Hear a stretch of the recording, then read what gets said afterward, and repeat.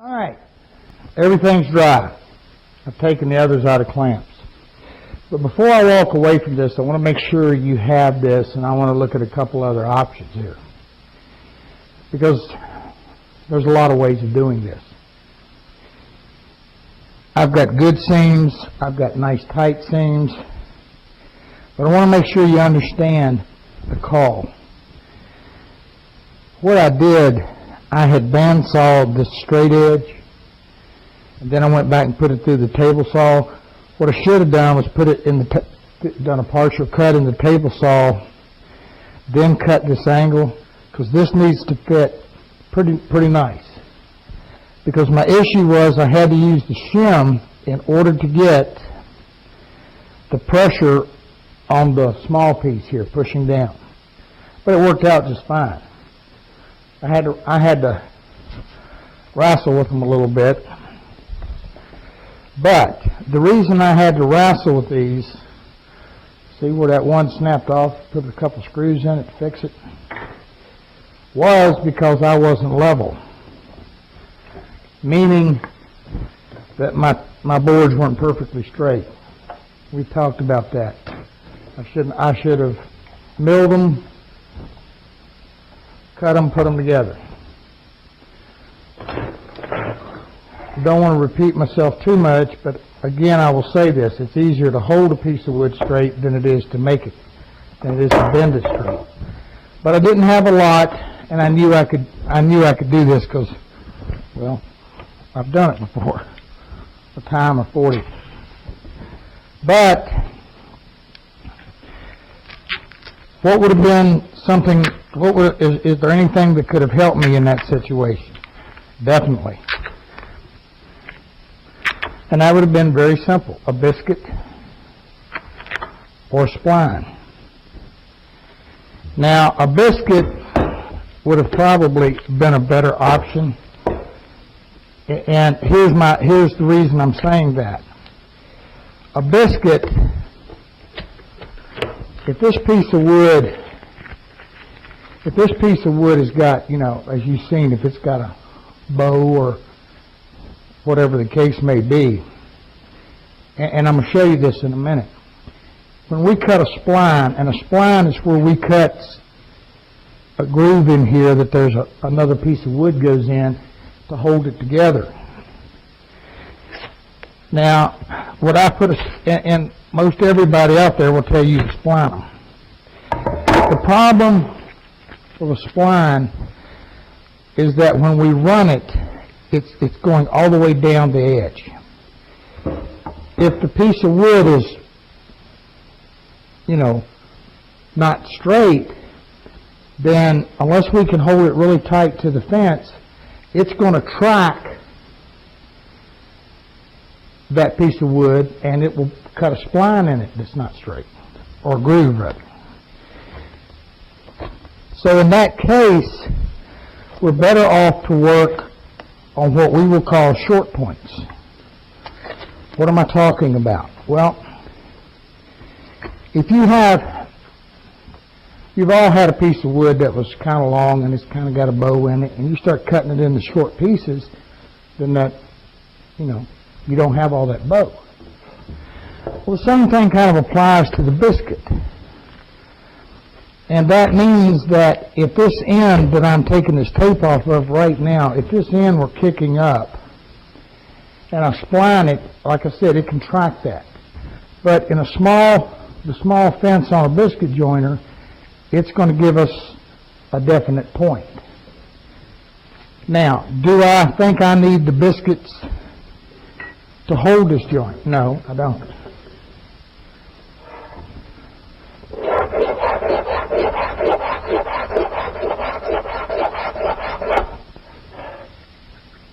If you look at this very carefully, we've got a good solid inch, maybe even a little more of glue surface here. It's a flat grain to a flat grain. Modern day adhesives. In this case, I use Type Bond 3. I can't ever see it coming apart. And I told you when I was gluing up the sides, I've run some tests, and on a flat grain to a flat grain, adding dowels, adding biscuits. I just haven't been able to see that much of, I haven't seen any additional support. But I also told you that the biscuits make for excellent alignments. So, would the biscuit have helped me in the alignment? Definitely. Now, if you've got a biscuit joiner, most of the fences on them are going to be adjustable. You want to adjust this fence to where it's fitting exactly where you need it.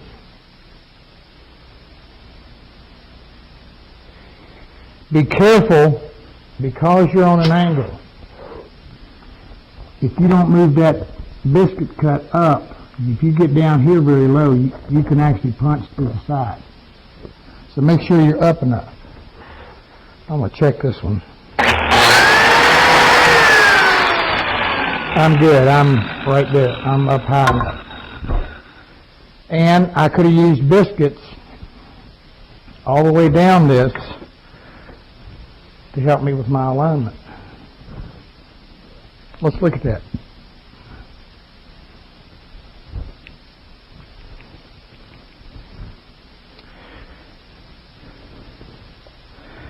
Now, one of the things with the biscuits, as you probably know if you have a biscuit joiner, is that we've got to deal with making sure we pull this thing together. That's where you're going to have to use the cawls.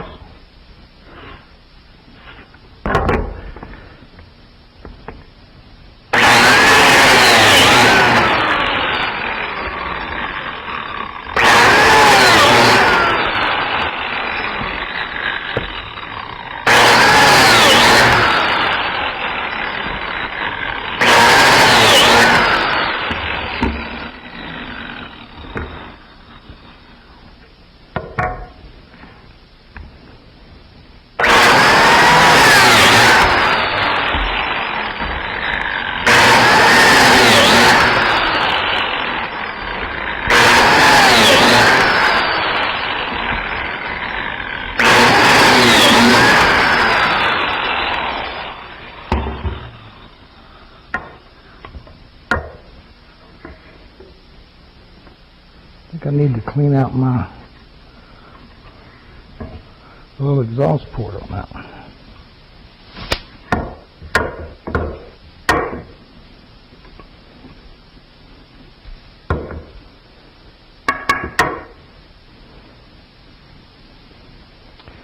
Now I'm not going to fully glue this.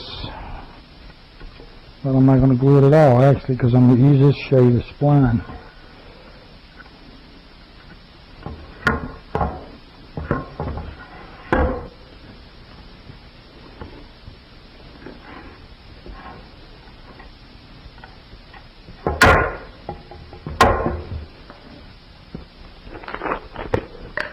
This is number 20 biscuit.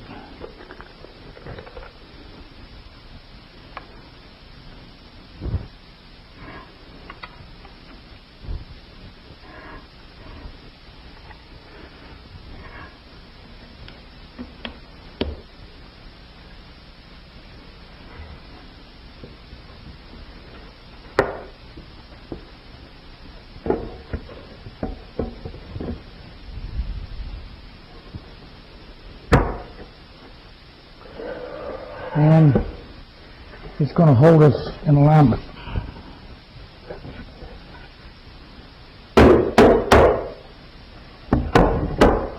Then when we pull it together, we have a nice joint. But what it's going to do is it's going to keep this point level. That's where just doing the edge glue can give you an issue. Now, like I said, now once you get glue in here, odds are you're going to have to again come back and use the cawl, pull everything nice and tight. Now I want to go to the table saw and show you the spline. All right, the spline. What the table saw blade angled at the exact same angle you had that you sawed these on. Move your fence in, and don't be touching. What you're going to do is you're going to turn this piece on its edge, and you're going to go down up against the fence, and you're going to go down, you're going to cut a slot.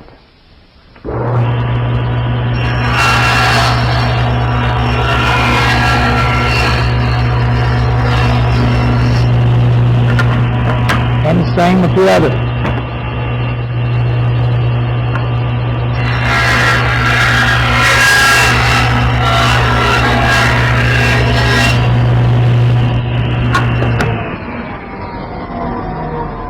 Now you can see what I'm talking about, where if this piece of wood wasn't straight and you couldn't hold it tight to that fence, then that spline joint would track down in there.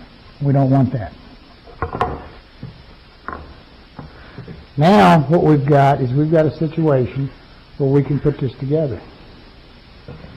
All the spline makes is a long biscuit. We cut a piece to fit, glue it in, pull it together. Now one caution, don't try to fill this slot perfect. Leave just a little bit of glue relief. You try to get it too tight, top to bottom, what's going to happen is that glue is going to swell that a little bit when you go to put it together. And what it's going to do is it's going to make it really hard sometimes to get them together. You want it to fit decently. You want to be able to slide it in with your hand. And when you put it together, you know, if you got a little 1/16 of an inch gap there or so, that's not going to hurt a thing. That's going to give you a little bit of glue relief. And the glue will actually squeeze in and fill it. You know.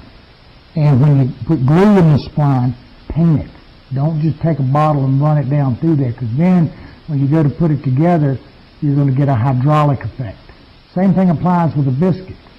If you just squirt glue in there, when you're trying to push that together, you've got to force that glue out, the excess. And that's where it takes a lot of clamp pressure. So, that's how you can spline it. Okay. I'm going to get these cleaned up a little bit. We're going to come back and start working on getting our cross pieces and getting our tenons cut, getting it cut to length, get our tenons cut, and get this face frame together. All right, it's time to start looking at getting our cross pieces cut. First thing I'm going to do is I'm going to set a straight edge up here, and I'm going to make sure that I'm running true on my shelves, particularly on the side, and we look good. Now, what I'm going to do is I'm going to lay each one of these up and mark them. Now you notice I'm fitting pretty nice right here. I'm fitting this profile, so that's a good thing. All right, what if I wasn't? What if all of a sudden I made a mistake and this is setting up like this or setting like this? Because we've only screwed these together temporarily, we can actually now, not that you want to, but you can, take this apart and retrim this angle to make it lay down and to make this straight. Odds are it wouldn't be much. But if this were setting up like this a little bit, okay, then that tells me that this angle right here would need to be cut back to make it lay down. By not gluing and assembling these cases, we left ourselves an out. We left ourselves a means of, if we make a mistake, of getting out of trouble relatively easy. If this case were all glued together, glued and final put together, we would have an issue, would we not? So, you know, again, I'm one of those, you know, I'd rather play it safe than sorry. Now, remember I was showing you how we had the little bows and everything in these, and I was explaining to you how once this is brought together and it's glued, that it will pull itself and it will stay straight. Well, this is dead straight. Well, let me grab the one that we had to bend. And I wanted to mention something else about this heating. I don't know if you can see straight down through there. She's dead on the money. Perfectly straight. Sides, everything is nice and straight. Now, the question would be, because I wet this with a lot of hot water, how long would it take to dry? Actually, I meant to film it and didn't, but when I came back the next morning, I think I steamed this about 4:30 in the afternoon, or wet it rather, for the last time. And when I came back in, when I got back to it, it was about 9:30 in the morning.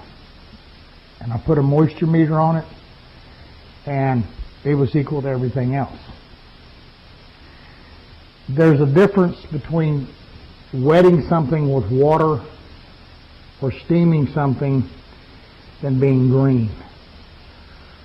Wood, when you get it wet or you steam it, even green wood, you will find out it dries back very fast. You know, I've seen guys, they're hauling some lumber and they get a little bit of rain and it gets wet or whatever. It's not what you want. I agree. But they just freak out and go nuts, oh, it's ruined and whatever. No, just lay it out nice and flat and let it dry. And it will dry. And it's pretty warm in here. It's about 70 degrees, and I'm about at 50% humidity. So it dried out quite nicely, and that was all there was to it. And it will now stay, because there's nowhere for it to go. Okay. Let me get these marked.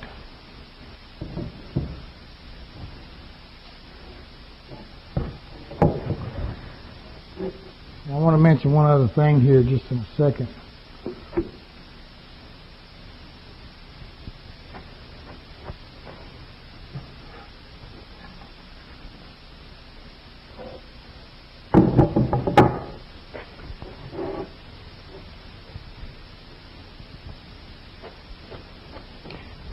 What I want to mention to you is when you clean up the inside, clean it nice. Make sure you get this corner clean.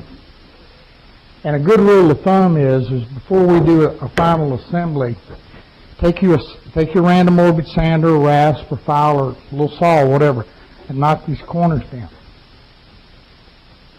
And the reason for it is that if you're going to have any place or point on this that's going to keep you from setting exactly as you need to, it's typically that corner right here.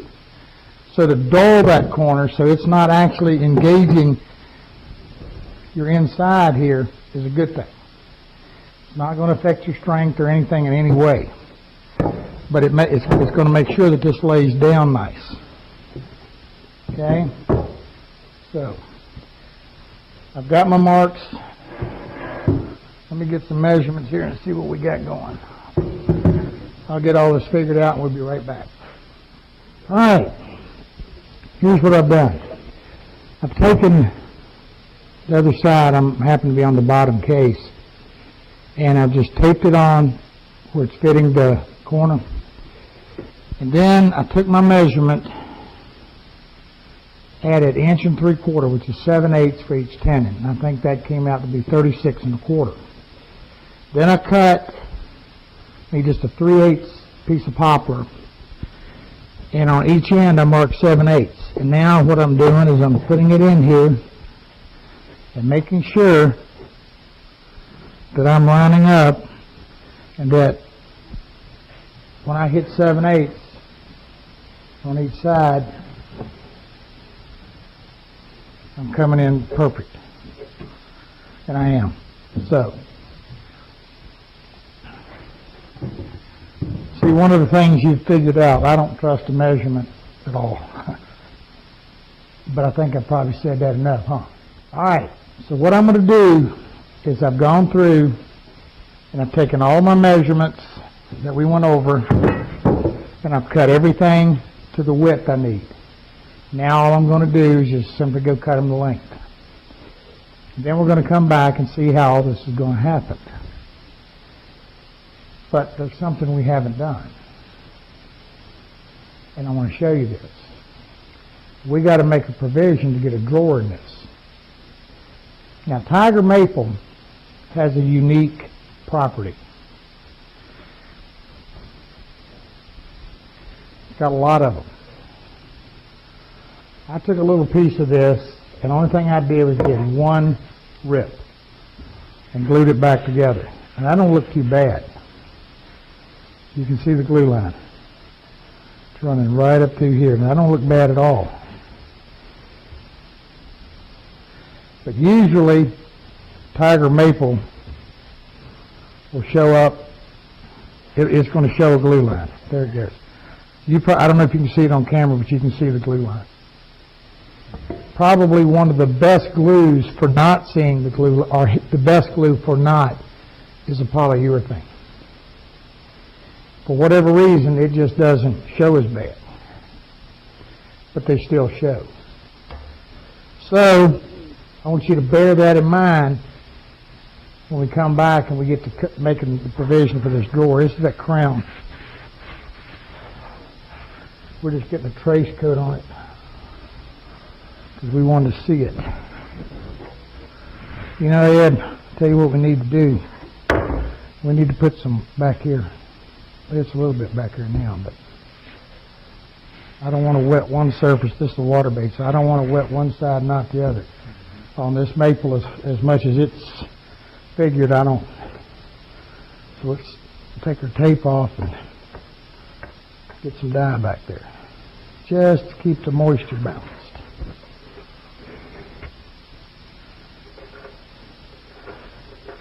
You know, Sherry reminded me, guys, that when I was doing all this stuff for the chatoyance and figuring that out, the board that I actually moved on me, I didn't put the water on.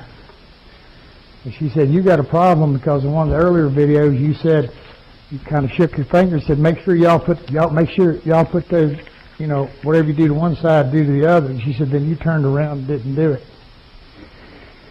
For once, I didn't quite know what to say, other than do as I say. I did that. Let me tell you, I did that so it moved so I could show y'all. That's why that happened. Yep, that's exactly why I did it. I knew there was a reason. I just had to think of it. All right, we're back to me, guys.